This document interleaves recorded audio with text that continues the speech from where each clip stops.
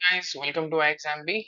सो आज के वीडियो में हम देखेंगे जो अभी कुछ देर पहले आपका आईएफएससी ग्रेड एग्जामिनेशन खत्म हुआ उसका फेज वन एग्जाम एनालिसिस, मतलब किस टाइप के क्वेश्चंस थे एंड एग्जाम का जो पेपर का लेवल क्या था both in your paper one and paper to.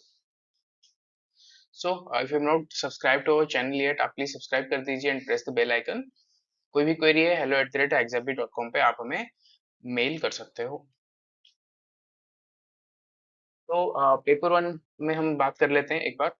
तो जैसे हमने स्टूडेंट्स के साथ बात किया, बहुत सारे हमारे एग्जाम स्टूडेंट्स का यही रिव्यू था कि जो हमारा इंग्लिश क्वांट्स एंड रीजनिंग है दे आर रिलेटिवली इजियर, मतलब जो एक्सपेक्टेड लाइंस पे के क्वेश्चंस थे सबसे इजी आपके इंग्लिश पेपर था। यहाँ पे आपको कुछ करेक्शंस थे, कौन सा करेक्ट स्टेटमेंट चूज करना था, फिर आपको पैरा जंबल्स दिया गया था और एक मैसेज भी था जिसे हम आरसी बोलते हैं, ये था। एंड क्वांट्स में एक या दो डेटा इंटरप्रिटेशन का सेट्स थे and it was on the expected lines. तो यहाँ पे भी कुछ ऐसा सरप्राइजिंग फैक्टर्स नहीं था। Same goes for reasoning. Reasoning में दो पजल्स थे, शायद दो या तीन पजल्स थे, लेकिन उसमें से एक पजल आपका ज्यादा टफ था और बाकी आपको syllogisms and analytical reasoning analytical reasoning से भी बहुत सारे क्वेश्चंस थे। एंड यहाँ पे जो आपके जनरल अवेयरनेस है, यहाँ पे थोड़ा इस बार ट्विस्ट किया गया है। तो हम पहले क्या देखते थे हर एग्जाम्स में, जनरल अवेयरनेस में हम थोड़ा करंट अफेयर्स हेवी पेपर रहता था, लेकिन इस बार जो आपका एफएससी का एग्जाम हुआ है यहाँ पे हम देख रहे हैं कि आपका ये स्टैटिक हेवी क्वेश्चंस ज्यादा मिले। तो कुछ क्वेश्चंस हम स्टूडेंट्स के साथ बात करके लाए हैं, तो विल डिस्कस दोस क्वेश्चंस जो हम नेक्स्ट स्लाइड में देखेंगे। तो गाइस प्लीज रिमेंबर, ये क्वेश्चन जो हम आपको दिखाएंगे, ये क्वेश्चंस बस स्टूडेंट से हमने सुना है एंड उसके बारे में क्या एग्जैक्ट क्वेश्चन था, we still do not have that data कि एग्जैक्ट क्वेश्चन क्या था। वंस वी प्रिपेयर का जो मेमोरी बेस्ड पेपर होता है, देन हम और एक वीडियो बना के आपको सारे क्वेश्चंस दिखाएंगे भी और हमारा कवरेज कहाँ पे क्या हुआ है वो भी दिखाएंगे।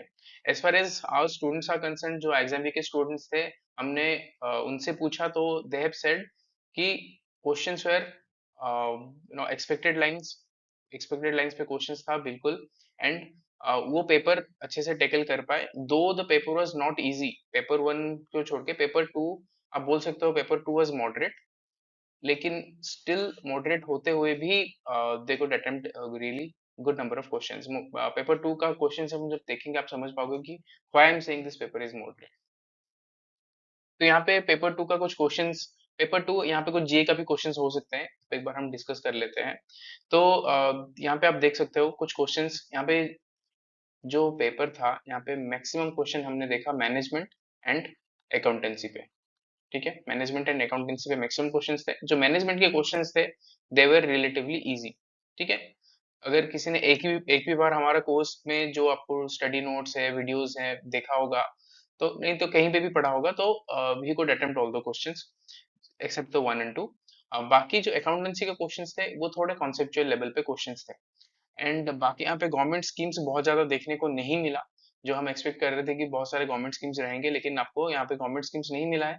जो भी मिला है एक प्रधानमंत्री श्रम योगी मानधन योजना, जो कि हमने बहुत अच्छे से कवर किया है हमारे मॉक टेस्ट में भी, हमारे क्लासेस में भी, हमारे रिवीजन सीरीज में भी हमने ये सब डिस्कस कर रखा है। तो अभी कुछ क्वेश्चंस जो हमारे हाथ लगे हैं आप बता देता हूँ।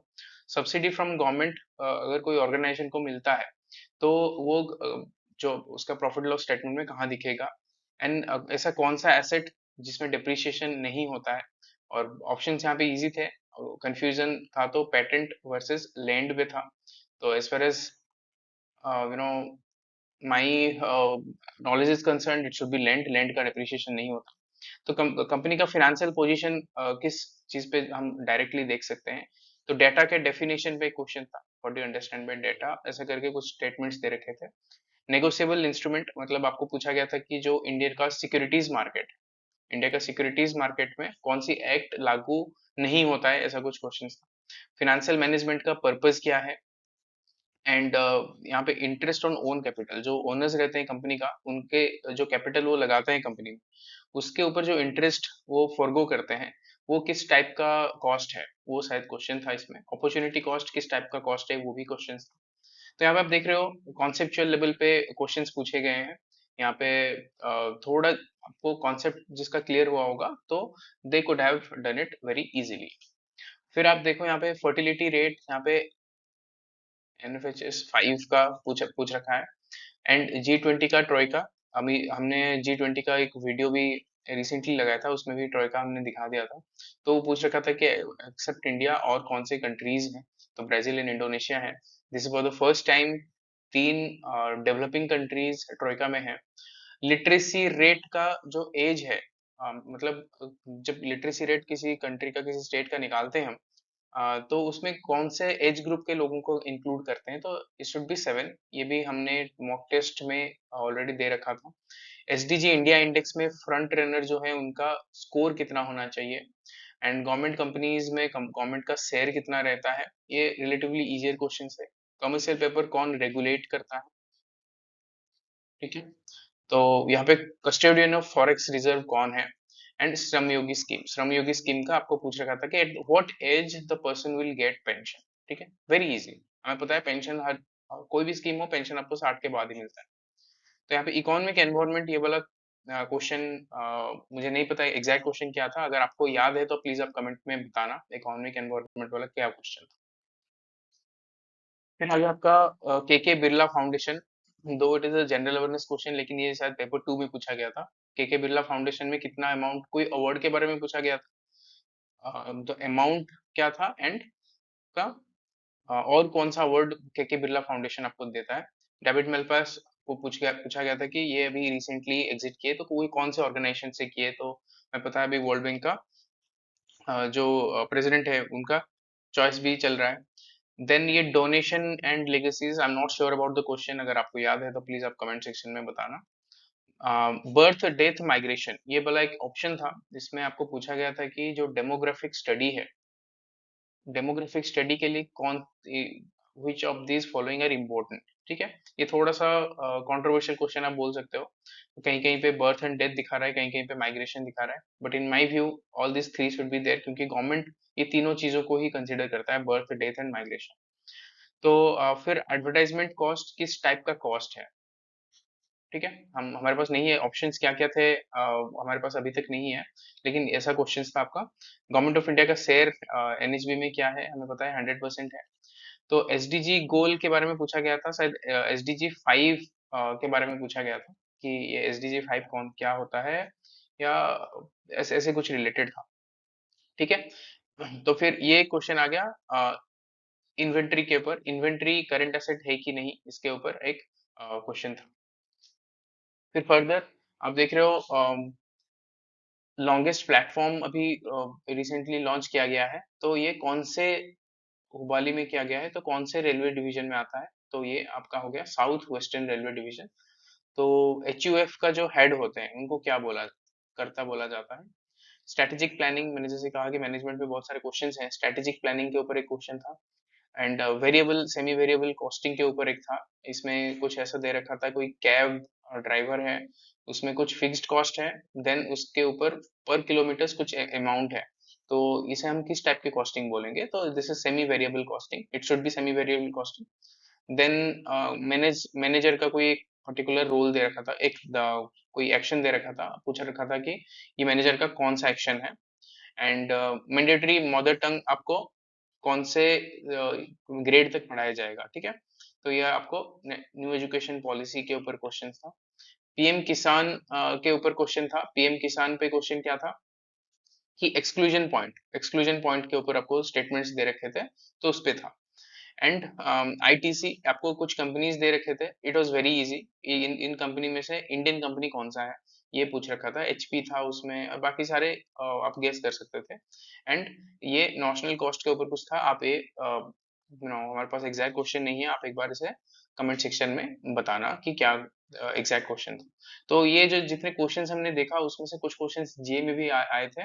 तो अभी हम क्या करेंगे, अभी ये सारा क्वेश्चन जितने भी आए हैं will try to collect all those questions both in हर एक पेपर में, चाहे quants, reasoning, English, GA and आपका पेपर 2। तो फिर उसके बाद मेमोरी बेस्ड क्वेश्चंस बनाएंगे विथ ऑप्शंस। देन एकदम और एक वीडियो में सारा डेटा के साथ ये कहाँ पे क्या कवर्ड था विल शो यू, ठीक है। तो आप उस वीडियो का वेट करना। एंड अभी तक जितना जैसा हमने स्टूडेंट के साथ बात किया है, all the students are happy. And यहाँ पे देखो, क्वेश्चन चाहे कैसे भी आए, वी ऑल नो कि सिचुएशन ऐसा बनेगा कि you have to clear the cut off only, right? चाहे कंपटीशन कुछ भी जाए, पेपर आपको कट ऑफ क्लियर करना है, राइट? चाहे आपके पीयर्स का कुछ भी मार्क्स आ रहे हैं, इट डजेंट मैटर, आपको जस्ट कट ऑफ क्लियर करना है, दैट इज 30%, यहाँ पे 40% and all over 40%। If you are getting this, तो आप एकदम से फेज टू का प्रिपरेशन शुरू कर दो। इसमें कोई मतलब डिले नहीं करना है, क्योंकि फेज टू का जो एग्जाम होगा, that is going to be really really difficult and really tough for aspirants. क्योंकि यहाँ पे देखो, आई फील कि बहुत सारे स्टूडेंट्स का हो जाएगा फेज वन में, ऑलमोस्ट 5-6 थाउजेंड स्टूडेंट्स का।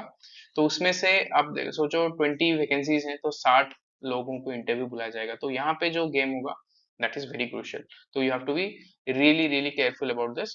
तो आप अभी से, अगर if you are getting good score, then please start your phase two preparation.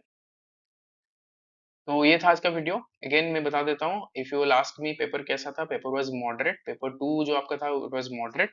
And yet आपको क्वेश्चंस देख के लगेगा कि it was easy and it was doable, लेकिन थोड़ा ट्रिकी था, लैंग्वेज में थोड़े घुमाए थे। एंड पेपर वन जो था, एक्सेप्ट जीए का कुछ part, paper one was very much doable.